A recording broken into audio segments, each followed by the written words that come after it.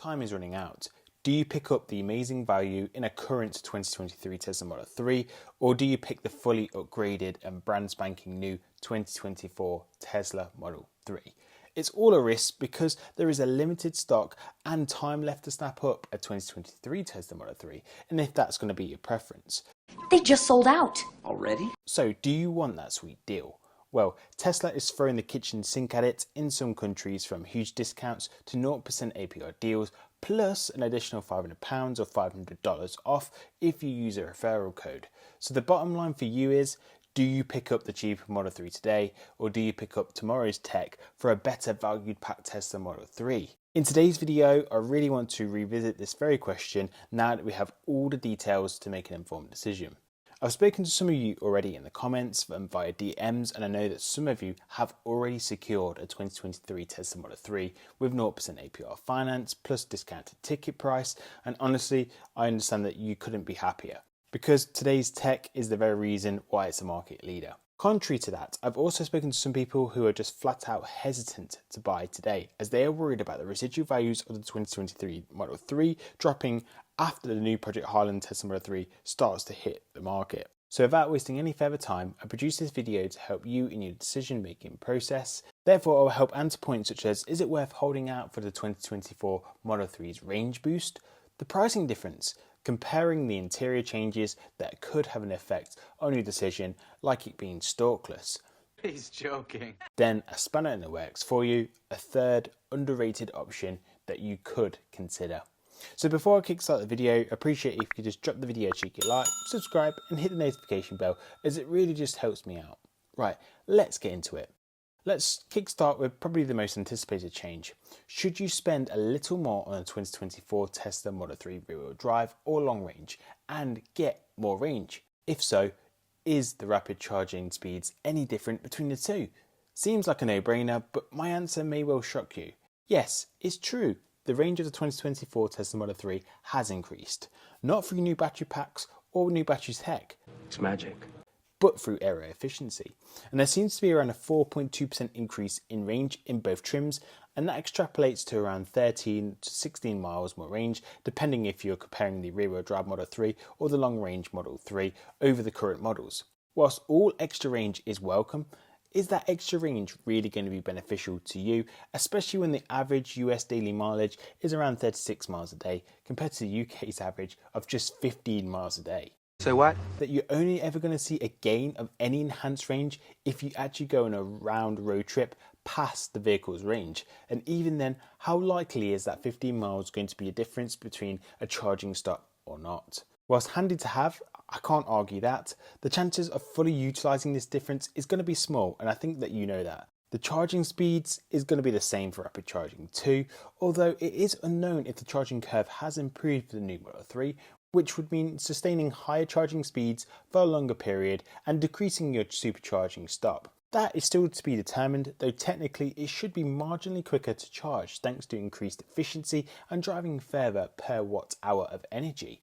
The one big positive that a lot of folks will miss though is that thanks to improved range coming predominantly from aero efficiency, this means that the new Model 3 is more efficient to get from A to B, meaning your running costs are going to be lower in the 2024 Tesla Model 3, although with the super low running costs already, this won't save off a significant sum in pure electric charging costs unless you utilise superchargers frequently.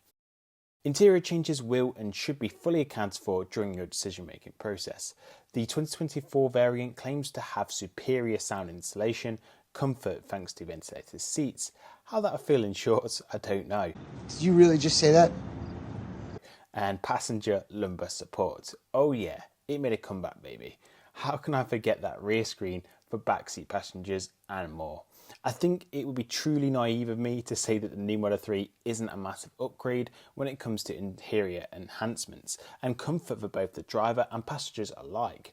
However, I can't avoid the fact that the Model 3 has dropped the stalks used for indicators and wipers. These controls have now moved over to the steering wheel as a result. Now, this hasn't been received that well on Twitter, or X should we say, but we don't have to live in everyone else's echo chambers. You can make your own informed decision whether this is an absolute deal breaker for you or not. No way. If it is, then now might be the time to try lock down a 2023 Tesla Model 3 Pronto. However, one thing I'd like to highlight is that this isn't the first time Tesla has made this design work. It was first integrated into the more luxury models, being the Model S and Model X, and Tesla has the data and feedback on the system. They then decided to roll this into the new Model 3 too. I personally can't wait to get my hands on it via a test drive and actually form my own decision as to how practical it is. Until then, I and everyone else can only make assumptions until they try it. Other notable changes that may make all the difference is the increased storage capacity in the Model 3. Looks like opening up the area behind the wheel arch has created a new storage area not currently available on the current Model 3. The suspension has also been reworked to be more refined and comfortable too. So if ride quality is a big factor for you, then the new Model 3 aims to deliver on that more than ever. Essentially, comfort and sound improvements all round for the new Model 3 for a more premium-like experience. To round up the comparison between old and new Model 3 exterior differences, together with the differences in pricing, before I make you aware of a third underutilized option, the exterior looks are different, and so I think you are probably wise enough to pick a style that you prefer, whether that be the new aggressive style or the old curvy-like style. You do also get new wheel options with the new Tesla Model 3 and two new colours, that being the Stealth Grey and Ultra Red. I think the aero covers on the new 19-inch wheels are so much better on the new refreshed Model 3, but the stock 18-inch wheels look better on the old Model 3. Ultimately, the new exterior design offers nothing more than range gains from efficiency gains and better cameras. Otherwise, there's not really much more practical difference, and it is entirely subjective to your personal taste. Pricing is slightly different because where the new refreshed Model 3 is currently being offered for sale, there is a small negligible increase depending on your location. As it is a new model, I wouldn't expect lower finance rates or ticket price differences. So compare that with the old Model 3, where those two can be found together with referral discount. There will be a price gap in the retail price and financing costs, especially when looking at a Tesla inventory page. So you could prioritize lower purchasing costs and get a great car, or you could pay that a higher cost and get a more refined and better package in the new Tesla Model 3. So it's all about justifying the cost difference that comes with it. For me, it's hard as the existing Model 3 still has a lot to offer, especially at discounted prices. So before we conclude the video, I want to bring a third option to the table. Have you considered a used Tesla from Tesla? Hear me out. You should get at least enhanced autopilot as standard, an extra year of used car warranty on top of any remaining general warranty, and continue to receive the battery and motor warranty if available. Some of the residual value damage has already been baked into the price, so this could dampen any residual shocks that you anticipate. Plus, you can still have the indicator stalks, even the front and rear bumper sensors if you get the right model. What I'm trying to highlight is that these used Tesla Model 3s can be found for even better value depending on how you're buying. It also allows for a balance of restoring features like passenger lumbar support too, all for a lower price. It may not be for you, I just didn't want you to discount it as a reasonable buying option. So to conclude, which Model 3 is better for you? A 2023 Tesla Model 3 or a newly refreshed Tesla Model 3? Well, I can't make that decision for you, but the range gains will only benefit a small margin of trips for the average driver.